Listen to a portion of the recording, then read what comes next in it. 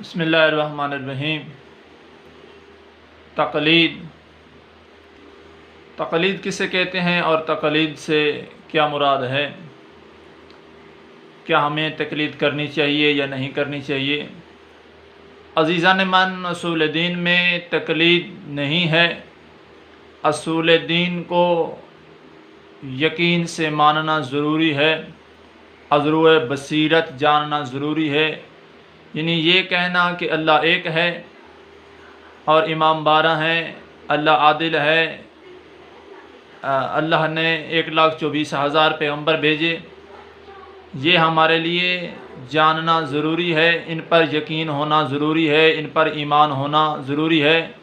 جن لوگوں کا اصول دین پہ ایمان نہیں ہے، لہٰذا یعنی توحید پہ ایمان نہیں ہے، نبوت پہ ایمان نہیں ہے، امامت پہ، قیامت پہ، عدل پہ ایمان نہیں ہے، اور جن لوگوں کا ایمان ان پر نہیں ہوگا وہ تو مسلمان ہی نہیں ہوں گے، کیونکہ ایمان کا ہونا ضروری ہے۔ یعنی یہ کہنا ضروری ہے کہ اللہ ایک ہے، وحدہ لا شریک ہے، اس کا کوئی شریک نہیں، اللہ عادل ہے، وہ عدل کرے گا۔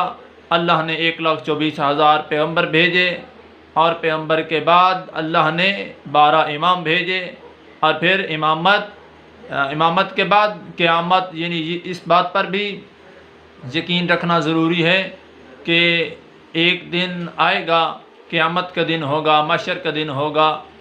تو آیا کہ تقلید کس چیز میں ہے؟ تقلید فروع دین میں ہے۔ فروع دین کسے کہتے ہیں؟ یعنی نماز، روزہ، فروع دین 10 ہیں، ان پہ تقلید ان میں واجب ہے، اور تقلید پہ عمل کرنا، تقلید کرنا بھی واجب ہے اور اس پہ عمل کرنا بھی واجب ہے۔ مثلاً کہ اگر آپ نماز پڑھ رہے ہیں تو نماز کے مسائل کو سمجھنا ضروری ہے۔ اگر ہم نماز پڑھیں اور نماز کے مسائل نہ سمجھیں تو پھر کیا ہوگا؟ نماز ہماری باطل ہوگی۔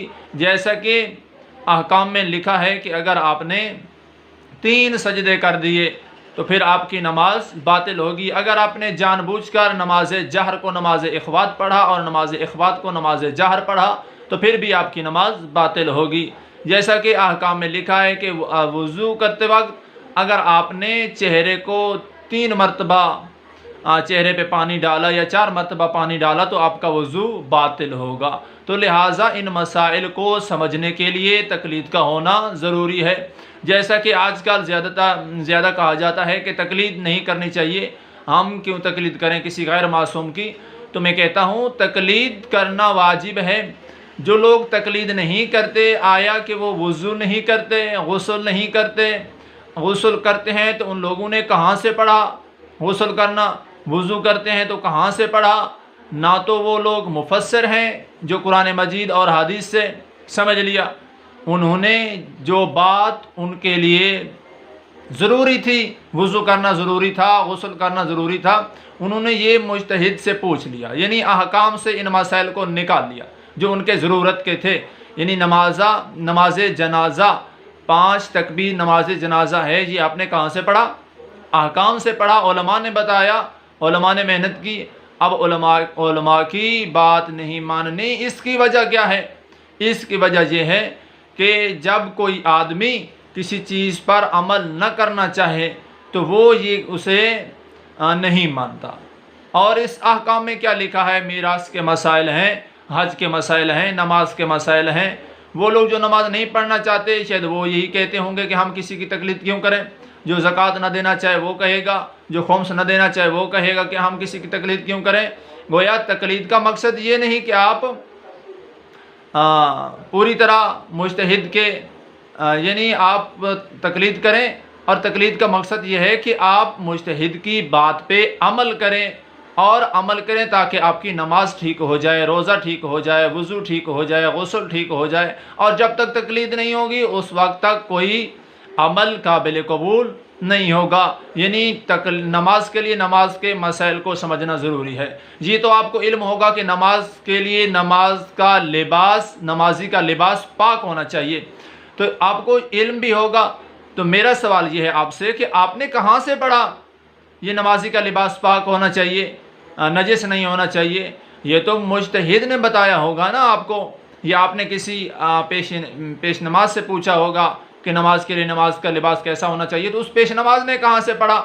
یعنی وہ مجتہد کی احکام یعنی توضیح المسائل سے اس نے پڑھ کر آپ کو سنا دیا اور آپ نے اس پر عمل کیا، یہی تقلید ہے، اس سے آگے کچھ نہیں۔ جیسا کہ آج کل بڑھا چڑھا کے باتیں کی جاتی ہیں کہ تقلید نہیں کرنی چاہیے، تقلید کے اندر فلاں بات ہے فلاں بات ہے، یہ سب جھوٹ ہے، اور یہی سچ ہے کہ ہم لوگ تقلید کرتے ہیں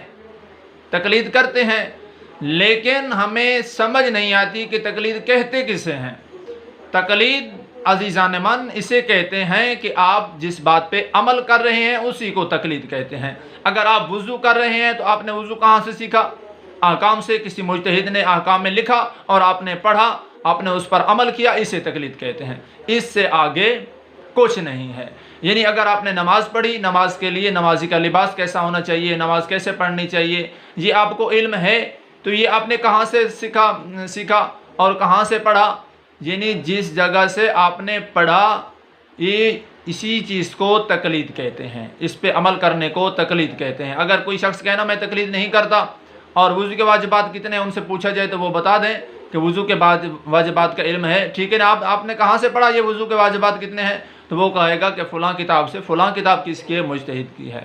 گویا کہ ہمیں جس چیز سے روکا جا رہا ہے کہ اس پہ عمل نہیں کرنا، خدا را وہ احکام شرعیہ ہیں۔